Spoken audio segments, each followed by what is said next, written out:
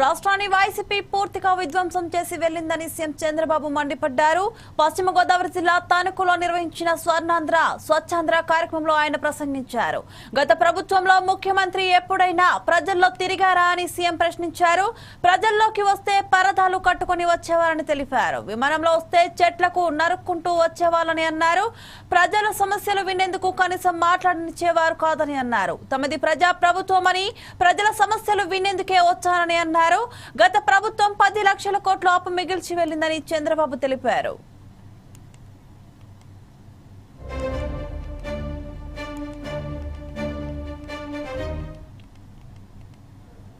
వాళ్ళకి ఎత్తుక్కుంటూ మేము అవార్డులు ఇచ్చాం. ఆ పరిస్థితి అందరికీ రావాలి, సమస్యలు పరిష్కారం చేయాలి, నేను చేస్తాను.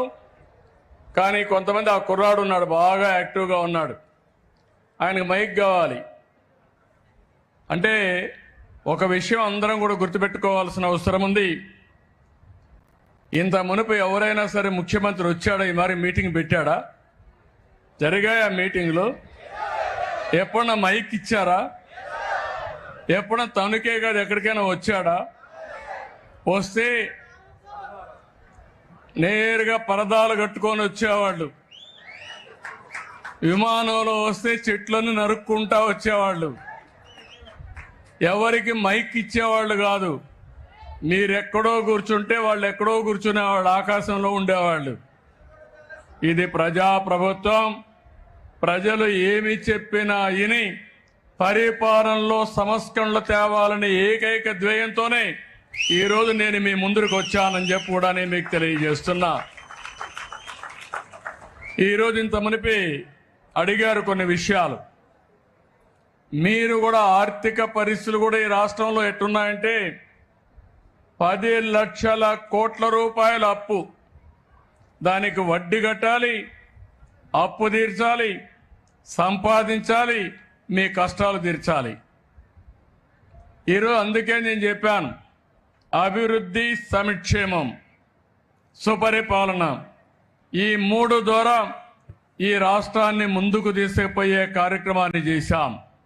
ఈరోజు మీరందరూ ఉన్నారు. నేను 4వసారి ముఖ్యమంత్రి. 4వసారి ఎప్పుడు కూడా నాకు ఇన్ని ఇబ్బందులు కనపడలేదు. నాకే వెసులుబాటు దారి కనపడడం లేదు. అంటే అంత రాష్ట్రాన్ని పూర్తిగా విధ్వంసం చేసే పరిస్థితికి వచ్చారు. ఆ రోజు ఈ రోజు చెప్తున్నాను, నేను ఈ రోజు ఆలోచిస్తాను, రేపు ఆలోచిస్తాను, ఎల్లుండి ఆలోచిస్తాను.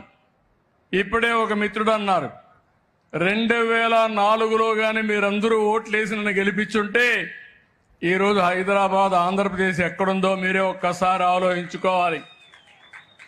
2019లో మళ్ళీ ఆ రోజు కూడా గెలిపించుంటే మళ్ళీ విభజన జరిగిన రాష్ట్రాన్ని మనం అగ్రస్థానంలోకి తీసుకుపోయేవాళ్ళం.